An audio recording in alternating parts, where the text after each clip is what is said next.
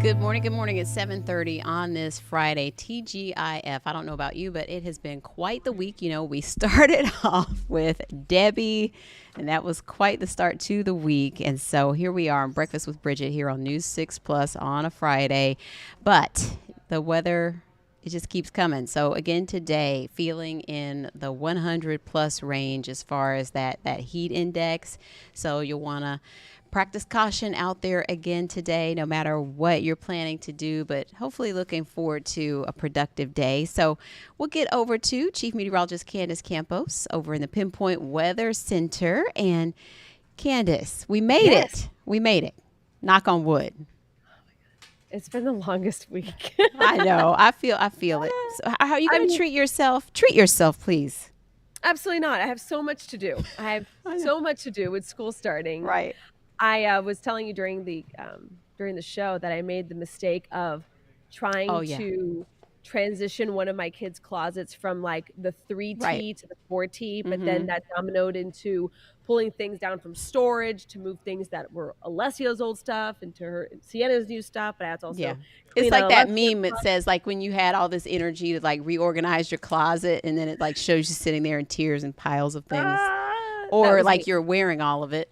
Yeah. That was me. That was me. So or crying over the sizes they can't wear anymore. I made, you know what? I've moved on from that. Okay. That's the newborn stage. After this is like, this is, you know what? This is good enough. Yeah, good enough. Still fits. That works. Right. Daycare, that works. But no, good luck. At the end of the day, whatever you're doing this weekend, hopefully you have creative ways of staying cool once again. So maybe cleaning out your closets, getting ready for the kids to go back to school in the AC will be a pretty good idea. So let's talk about how hot it is outside right now. Now, temperatures aren't as hot as they were yesterday, by the way, but still, it's going to be another scorcher of a day. We do have heat advisories in effect for Central Florida, and next week, back to school time, temperatures will be into those mid-90s, and we'll be back to more of that summer-like pattern. Heat advisories still in effect between 10 and 6 o'clock this evening. Temperatures, once again, will be soaring, feeling like the triple digits, although our actual temperatures will be in the mid-90s. When you factor in all that humidity across Central Florida, it will be feeling more like 106, 109. Now, yesterday when I showed you these graphics, they were more like 110 to 115. So we have brought down the numbers just a little bit. And the main reason for it is we do think we're going to have a little bit more of an East Coast sea breeze today, which will at least help kind of keep temperatures not as hot as yesterday, but still a scorcher of an afternoon. As we look here at the clouds and rain forecast, we are going to continue to watch some of those scattered showers and thunderstorms filtering in along that west coast sea breeze, developing a couple of those bubble up pockets of some heavy downpours potentially, and then it will continue to travel towards the east. Now that's when the East Coast sea breeze will start to wake up, and then boom, there will be that collision pretty much right along I-4. We're talking Volusia County, Central and Eastern Seminole and Orange, Northern Brevard. That's really going to be that main zone of seeing our 40% chance of rain in the forecast. Then we'll start to bring rain chances down overnight and then ramp them back up as we head into your Saturday afternoon. So rain chances do go up 50% today. Same on Saturday, 60% there on Sunday. Speaking of percentages, we are increasing our chance for tropical development with this wave out in the Atlantic. Still plenty of time to watch it, and we will be watching it. It looks like we will have it approaching areas of the Lesser Antilles, Puerto Rico by later on next week, possibly as a tropical depression. But I know when we have kind of that graph there that shows that track, that we can always guarantee that it will be something that we'll be concerned about. The good news is here, at least with this situation, this one scenario, we're going to have that area you see there. I kind of highlighted in that orangey yellow circle there. There is that possible tropical depression come Wednesday, but then it looks like we will get caught up in some upper level winds, an upper level low that's going to actually push the system out into the Atlantic, keep it out into the Atlantic. So it certainly will be a concern if you're planning on taking cruises. Remember, we were talking about this yesterday. Yep. Cruise lines are a little cheaper during this time of the year, and this is the reason why, because we're going to continue to see this progress towards possibly Bermuda. But this is not this Saturday. This would be next Saturday. So we have plenty of time to watch it. Again, as of now, as of Friday morning at 7:30, most of the computer models give it that nice turn, possibly as a hurricane off our coast, but not heading towards our coast. So that's will be the big difference. But there will be still be several areas behind that tropical wave that we'll have to keep an eye on. It will be pretty active. Jonathan Kegas in his WeatherWise this morning talking about turning on that switch, that tropical switch. We still got 90% more of those named storms to get through this season. But with that all being said, one thing that is for sure, we will all be waking up in a panic on Monday, trying to get everyone out the door, taking their first day of school pictures on Monday. Rain chances will be at 60%. Highs will be in those mid 90s. And Bridget and I have a little bit of a mom hack, don't we, with these back to school Well, photos? you came up with this, and I think it's brilliant because then it takes some of the stress out of the first Yeah. day. Take Go the ahead and tell photos. them. Take the photos Sunday, not Monday morning. Because why not? Why not? Listen, at the end The of the day, they're little, going to be I do the little frame. You have the the little frames, little little chalkboard thing. something, Yeah. whatever the tradition is.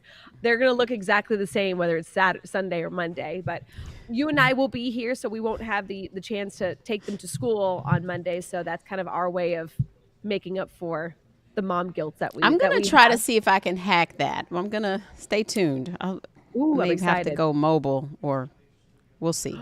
Ooh, I'll that's an try. idea. Yeah. Keep me posted. I'd like to know about that. Yeah.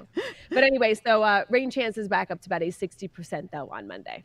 Wow. So are we looking at that timing being a problem for the start of the day, or just No. Rain chances like that look like it's going to be more of an later? afternoon time. So Okay. Okay. car line time.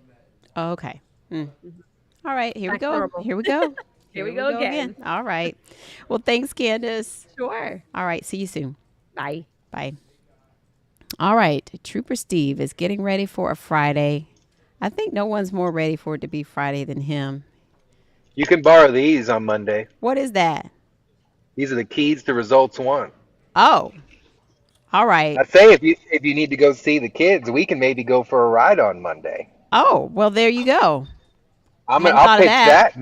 Maybe we could do something. I'm gonna pitch that to our MCC Tara and see what she thinks about that. I heard you guys talking, and you're like, maybe I'll go She's mobile, and not I'm like, listening right now. good. She doesn't need to listen She's right now. working on We'll something. pitch it. Yeah, Okay. we'll pitch it to her later Okay. in a more tactical way. Yeah, or maybe on But like a like on one of those other school safety days. That'd be a good day. But we'll see. that'd be a lot of fun. We Yeah. go visit your kids at the school and stuff like that. That'd be fun. Maybe go have Not lunch or distracting something. at all. Not at all. But Bridget, you are so right. Friday could not have come fast enough. Yeah, what's up I with am. the arthritic like neck shoulder thing? It's still a mess. Okay. You see me every four shot. I'm stretching so I don't look like I have a problem at the desk. And our EP John on Monday, he's like, "You sure you're okay?" I was like, "Yeah, I'm fine. I just can't move. Can't move." But I did schedule acupuncture Okay. for Tuesday. So it's my first Yeah. time. I've never been to a chiropractor though, so I'm afraid to go to a Mhm. chiropractor and to start that. And some people are like, "But you're willing to put like 50 needles in your back?" And I'm like, "Yeah, sure, I why not? always Let's hear try it good out." things about that. I've never, fortunately, never felt like I had gotten to the point I needed to try an intervention like that. But I always hear good things, so hopefully it Yeah, works. well, I'll let you know Wednesday morning if I show up standing or not, and we'll see how that goes. But Bridget, what's pretty cool is with all this back to school talk going on today, I am going to go back down to Osceola County, and I'm going to be over at Osceola High School. A lot of people don't know I serve on the safety and security committee slash board for the Osceola School District. So when this stuff came up, I'm like, huh. I'll let the reporters do their thing and let the other committee members answer the questions. But we're the ones that implement a lot of the things that happen within the school district. And Osceola High School is going to be the first one to be receiving metal detectors. Now, to a lot, there's about a 50-50 hit on this. Some people think it's too much. Some people think it's necessary. However, it's happening, and it is our job to kind of show you how it works. So today at 10 o'clock, I'll be down there with Superintendent Shanoff of the Osceola County School District, along with School Board Member Julius Melendez and the principal of Osceola, to give me a demo of what it looks like, how it works, and really what their goal is by placing this at the school. And So so that's it's going to happen. random? Is it going to be random or how does? No. Oh, okay. So this is a metal detector for this school. This is the Oh, first school that's going to have it, and it's a permanent installation. So okay. 100% of students will walk through them every single day. It is not a search. Mm-hmm. It's going to just a detection device, and it will become part of their routine every day. Just before you walk into the building, everyone Mm-hmm. gets scanned, kind of thing. Yeah. And then we just did that story also with them implementing random classroom searches. And Mm-hmm. that's another big one that's happening is because a lot of people thought it's student based. It's Mm-hmm. not. It is a classroom that is truly random because it's used by a algorithm based type of selection. And then Mm-hmm. they pick that classroom and they conduct the search. So it Yeah. is a sign of the times, Mm-hmm. but hopefully we can see that it gets results at the end of the school year, and we'll see what the reduction in behavior has happened, I'm and we'll see what curious happens. too, as we move forward with these different security changes we're seeing, are they just totally getting rid of lockers, You know, because there of has like been the a lot of risk with that? talks of that. There's been a Mm-hmm. lot of talks of that, and I think the biggest thing a lot of students don't realize is, yeah, the locker's yours, but technically it does belong to the school Mm-hmm. district. Mm-hmm. So those are always available for search. I went to Point Santa High School, and Mm-hmm. I remember seeing the dogs kind of Oh randomly, yeah. maybe twice a year, 3 times a year. They'll walk along the lockers and sniff Mm-hmm. along the lockers and stuff like that. I never had a problem with it just because I wasn't doing anything bad, but Mm-hmm. it was a little sight to see because you're like, is something wrong? Uh, Mm-hmm. but What it's were just they? What were they? proactive. What were the dogs like trying to pick up on? So they were drug dogs, narcotic detection dogs. Mm-hmm. That patrol dogs would come out and would just sniff and see if there was any contraband on the campus. Mm-hmm. And do we know if they can pick up on like these things? This earlier this week, we talked about how kids are getting these fake pills online, thinking that they're going to get some sort of high, and they're sharing them, and sometimes they're laced with fentanyl and things like that. Can they pick up on that stuff now too, or is that So just? it depends on the training of the dog. So usually you have patrol-based dogs and then explosive-based dogs.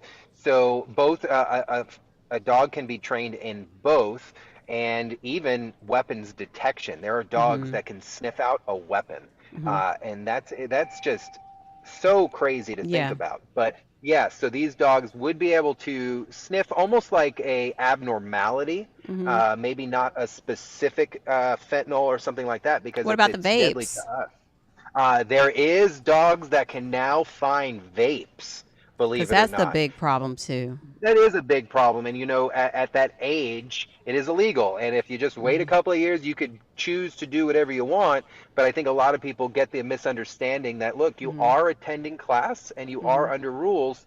You got to wait till you partake in whatever it is you're going to do, and that stuff at that age is kind of dangerous. I'll take it one step further too. If you're parking a car on campus, hypothetically, is that also subject to search? We're just talking.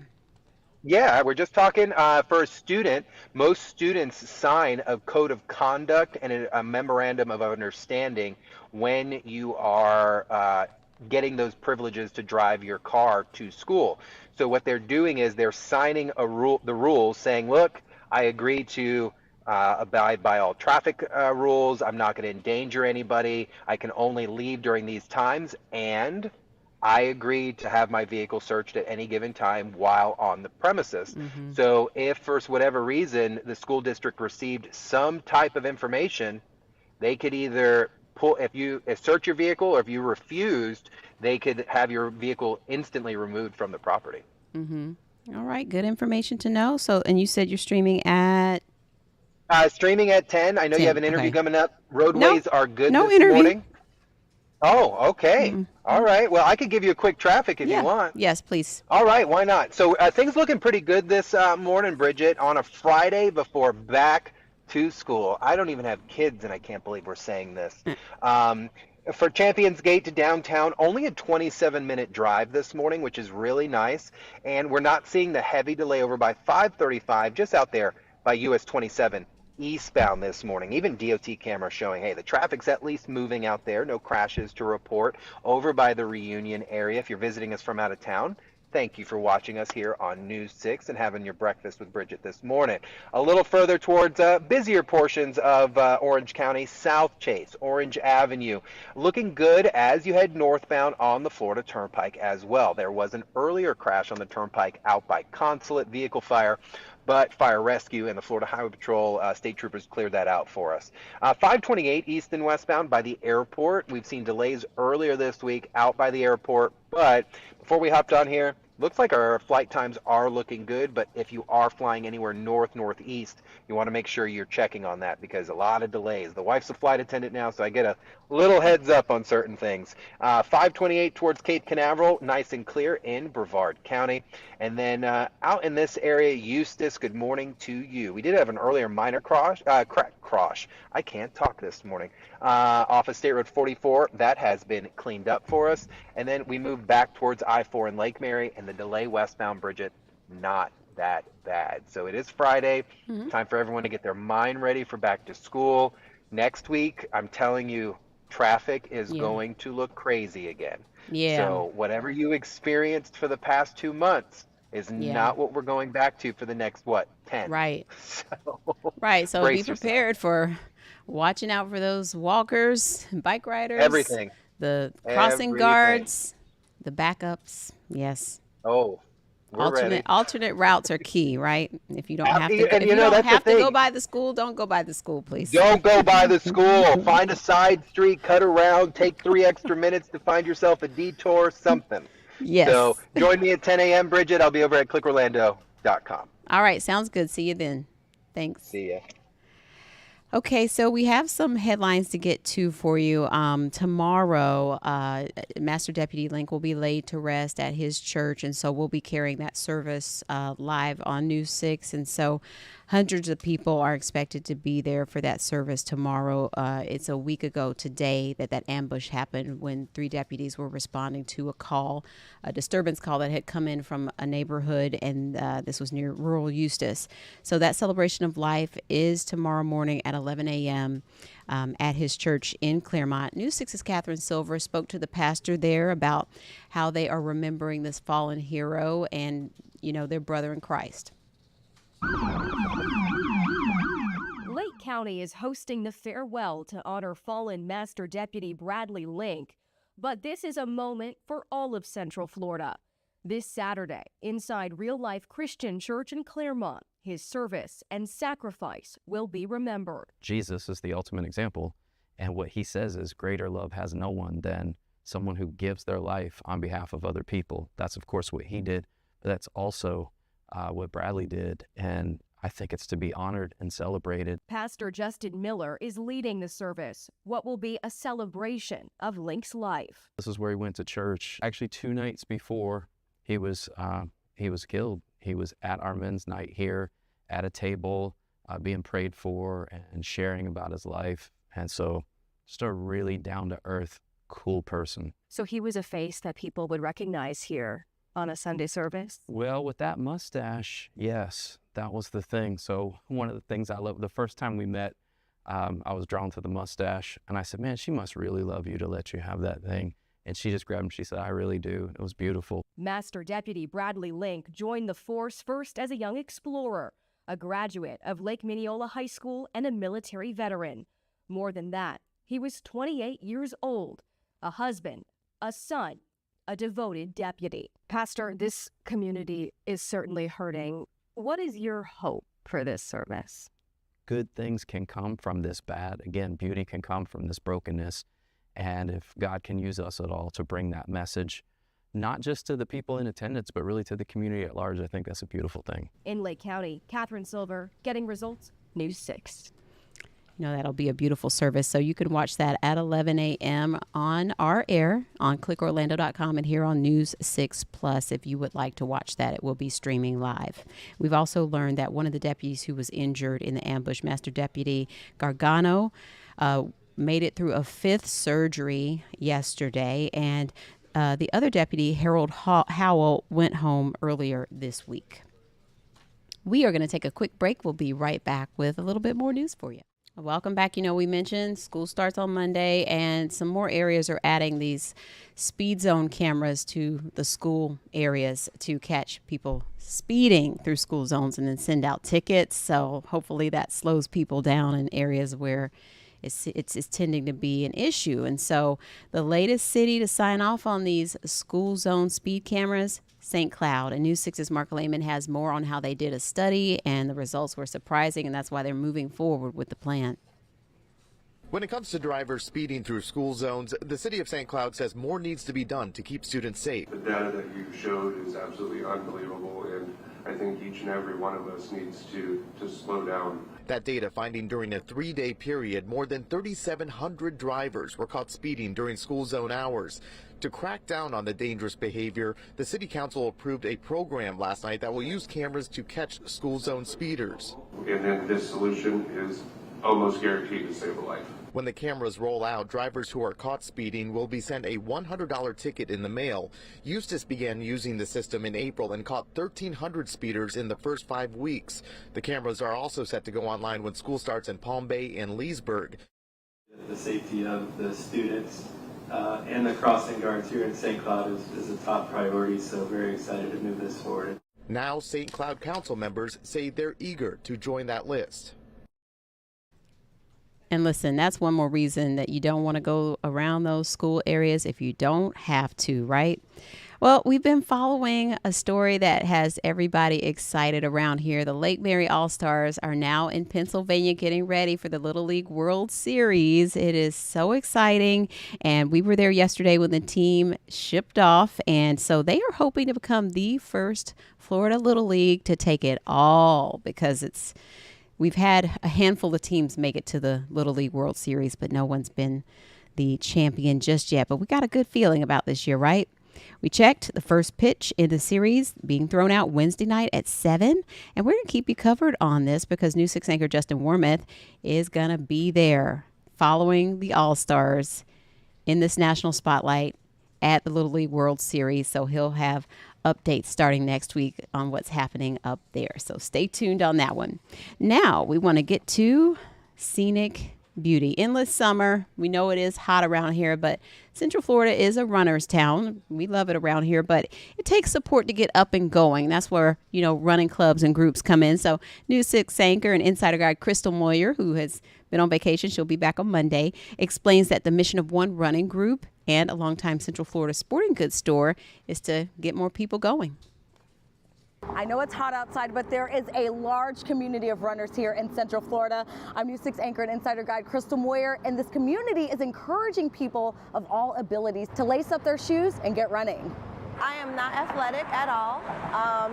I started out last year just walking with the group. Astrid Hill says there are dozens of running clubs locally, and Black Girls Run has motivated her to start her fitness journey hitting the pavement with a group of local women. It's just an accountability thing. Their motto is no woman left behind, and they're absolutely true to that. They're there pushing you, you can do it, hyping you up. Now Astrid is running 5Ks each month, training to improve her time and distance. What do you feel when you're running? What's going through your mind? First, it's why am I doing this again? And then once you get in that groove, it's like, I can do this, I can do this, I can do this. What do you get out of running? First of all, my mental health, I'm not even going to pretend that. It feels good. It's just a release. Many of the races Astrid runs are organized by Track Shack in Orlando, the company celebrating 47 years of bringing together runners from all over the country, even hosting the Olympic qualifiers this past year for distance runners. VP of Operations Chris Hughes. It was just incredible to have kind of the entire really national distance running community of enthusiasts come together to our hometown and get to see our run community that I think that helped put it on the map and made people realize Orlando is a running town, and people are so passionate here. Later this month, Track Shack will host its annual celebration of Runners 5K in Orlando, and Astrid will be there with hundreds of other runners with the common goal of crossing that finish line. It's the best feeling ever. I almost always cry at the finish line. It's the weirdest thing, and then you get like such a rush. And when you accomplish that, it just feels so good, like you did it. Whether you're running, walking, or wogging, doing a little bit of both, just get up and move. Just get up and move. If you want to participate in Track Shack's Celebration 5K on August 17th, we're giving away 5 free registrations. Just head to clickorlando.com/insider to enter. From Orlando, Crystal Moyer, Getting Results, News 6. Very nice, very nice. And you know what? We are also giving away tickets to Coke Zero Sugar 400. So you want to enter now for a chance to win. And we'll be giving away 2 tickets to a driver meet and greet experience at the race and 8 secondary prizes, including 2 tickets to the Wawa 250 and the race. You do have to be an insider to register to win these contests. That's free to sign up. Head to clickorlando.com/insider for your chance to win. And that's going to wrap it up for breakfast this morning on News 6 Plus. And I'll see you back here on Monday. And I'll see you a little bit later today for News 6 at noon. Take care.